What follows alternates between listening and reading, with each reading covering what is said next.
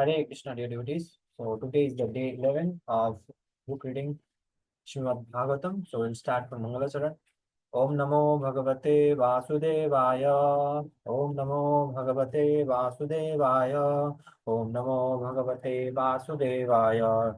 Narayanam Namaskrityam Naram Chaivo Narottamam Devim Saraswatim Vyasam Tato Jayam Mudiraye. Nastapray सुभद्रेषु नित्यं भागवत सेवया भगवती उत्तमा श्लोके भक्तिर्भवति नैष्टिकम् ॐ अज्ञानतिमिरान्धस्य ज्ञानाञ्जनशलाकया चक्षुरुन्मिलितं येन तस्मै श्रीगुरवे नमः श्रीचैतन्यमनोभीष्टं स्थापितं येन भूतले स्वयं रूप कदा मह्यं ददाति स्वपदान्तिकम् नमो विष्णुपादाय कृष्णाभीष्टाय भूतले श्रीमते भक्तिवेदान्त स्वामिन्निति नामिने नमस्ते सारस्वते देवे गौरवाणी प्रचारिणे निर्विशेष शून्यवादी पाश्चात्य देशधारिणे जय श्री कृष्ण चैतन्य प्रभु नित्यानंद श्री अद्वैत गदाधर शिवासादि गौर भक्तवृंद हरे कृष्णा कृष्ण कृष्ण हरे हरे हरे राम राम राम हरे हरे। तो हम यहाँ पढ़े थे, हम आज टेक्स्ट 9 पढ़ेंगे। Shrimad Bhagavatam canto 1 chapter 2 text 9।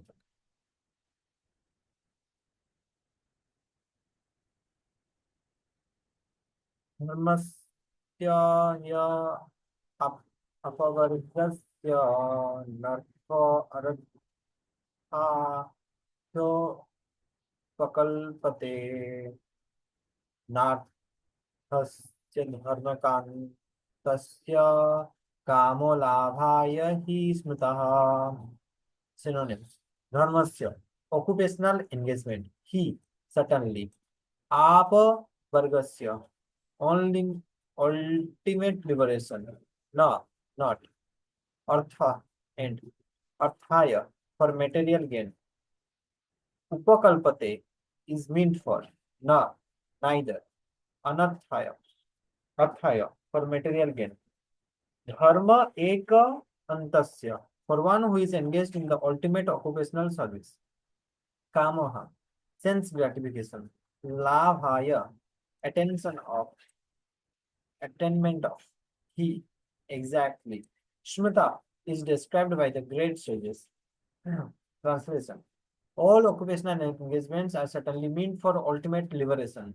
They should never be performed for material gain. Furthermore, according to sages, one who is engaged in ultimate occupational service should never use material gain to cultivate sense gratification. Purport: we have already discussed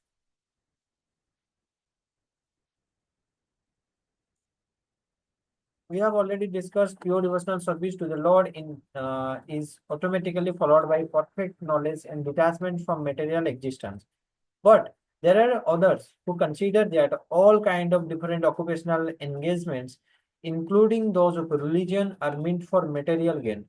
The general tendency of any ordinary man in any part of the world is to gain some material profit in exchange of religious or any other occupational service. Even in the Vedic literature, for all sort of religious performances, an allurement of material gain is offered, and most people are attracted by such allurement. Even in the Vedic literature, for all sort of religious performances, an allurement of material gain is offered, and most people are attracted by such allurement or blessings of religiosity. Why are such so-called men of religion allured by material gain? Because material gain can enable one to fulfill desire, which in turn satisfies sense gratification. This cycle of occupational engagement includes so-called religiosity, followed by material gain, and material gain followed by fulfillment of desires. Sense gratification in the general way for all sort of fully occupied man. But in statement of Sutta Goswami, as per the verdict of Srimad Bhagavatam, this is nullified by the present shloka. One should not engage himself in any sort of occupational service for material gain only. Nor should material gain be utilized for sense gratification. How material gain should be utilized is described as follows. कर्मस्य नेन्द्रिय प्रीतिर लाभ लाभो लाभो जीवेत जावता जीवस्य तत्व जिज्ञासा नाथो यश्चेह कर्मभिः synonyms.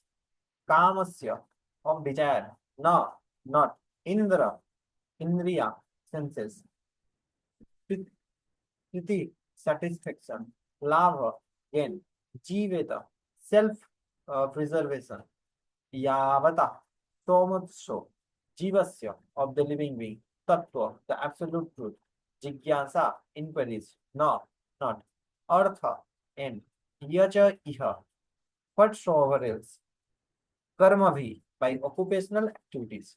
Translation. Life's desire should never be directed towards sense gratification. One should desire only a healthy life or self-preservation, since a human being is meant for inquiry about the absolute truth. Nothing else should be goal of one's work. Okay. Purport. The completely bewildered material civilization is wrongly directed towards the fulfillment of desires in sense gratification. In such civilization, in all spheres of life, the ultimate end is sense gratification. In politics, social service, altruism, philanthropy, and ultimately in religion or even in salvation, the very same tint of sense gratification is very increasingly predominant. In the political field of leaders of man fight with one another to fulfill their personal sense gratification. The voter adore the so-called leader only when they promise sense gratification. पैसा देंगे हमें vote दो और कुछ भी देते हैं और कुछ भी देते हैं as soon as the voters are dissatisfied with their own sense gratification, they dethrone the leaders. The leader must always disappoint the voter by not satisfying their senses. The same is applicable in all other fields. No one is serious about the problems of life. Even those who are on the path of salvation desire to become one with absolute truth and desire to commit spiritual suicide for sense gratification. But the Bhagavatam says that one should not live for sense gratification. One should satisfy the senses only in so much as required for self-preservation and not for sense gratification. Because the body is made of senses which also require a certain amount of satisfaction. There are regulative direction for satisfaction of such senses, but the senses are not meant for unrestricted enjoyment. For example, marriage or combination of a man with a woman is necessary for progeny, but it is not meant for sense enjoyment. In the absence of voluntary uh, restraint, there is propaganda for family planning. But policemen do not know the family planning is automatically executed as soon as there is such after the but policemen do not know the family planning is automatically executed as soon as there is such after absolute truth. Seeker of the absolute truth are never allured by unnecessary engagement in sense gratification because the serious students seeking the absolute truth are always overwhelmed the work of researching the truth. In every sphere of life, therefore, the ultimate end must be seeking after the absolute truth. And that sort of engagement will make one happy because he will be less engaged in varieties of sense gratification. And what the absolute truth is explained as follows.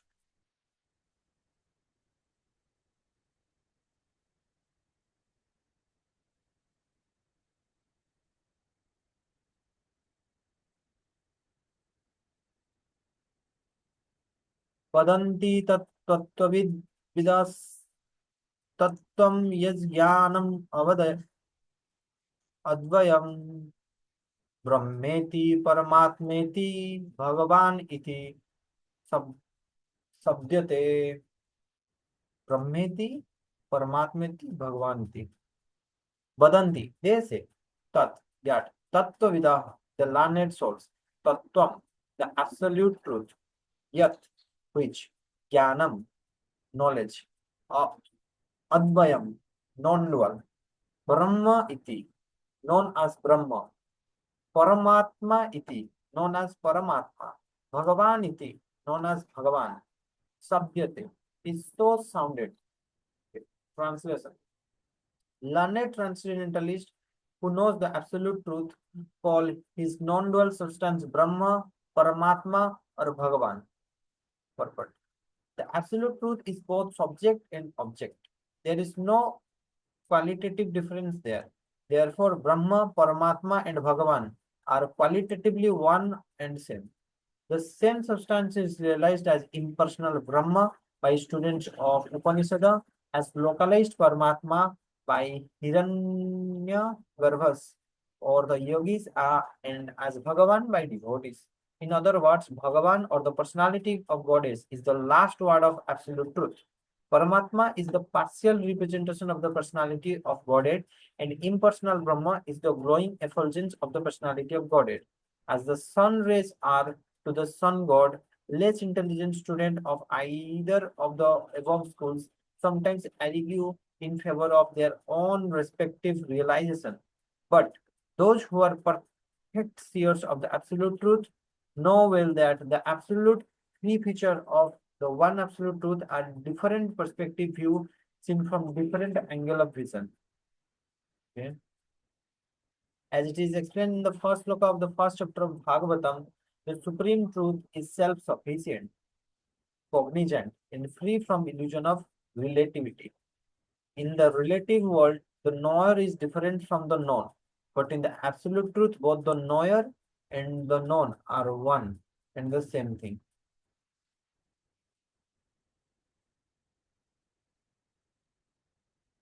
In the relative world, the knower is the living spirit or superior energy, whereas the known is inert matter or inferior energy. In the relative world, the knower is different from the known.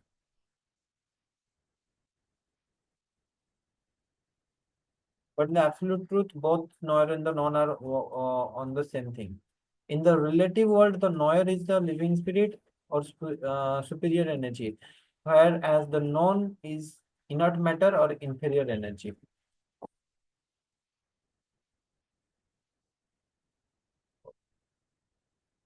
Hmm.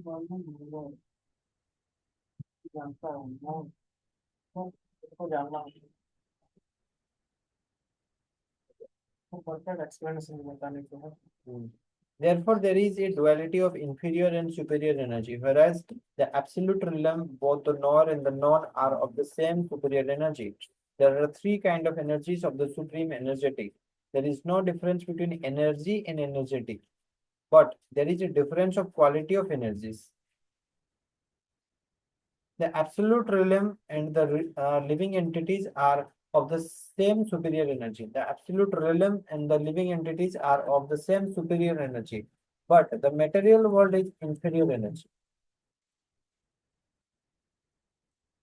The absolute realm and the living entities are of the same superior energy, but the absolute realm and the living entities are of the same superior energy, but the material world is inferior energy. The living being in contact with the inferior energy is illusion. Okay, thinking he belongs to this inferior energy. Therefore, there is the sense of relativity in this material world. In the absolute, there is no such sense of difference between the knower and the known. Therefore, everything there is absolute.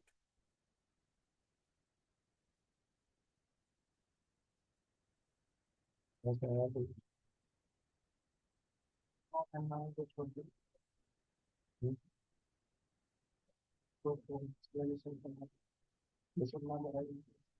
हाँ इसके बारे में ये topic के ऊपर थोड़ा देखना पड़ेगा। नेक्स्ट चलेंगे या फिर आज यहाँ तक रखते हैं कोई 15 मिनट सॉरी ठीक है आज यहाँ तक रखते हैं। हरे कृष्णा कृष्णा कृष्णा हरे हरे हरे राम राम राम हरे हरे। ग्रंथराज श्रीमद् भागवतम की जगत गुरु शिला प्रभुपाद की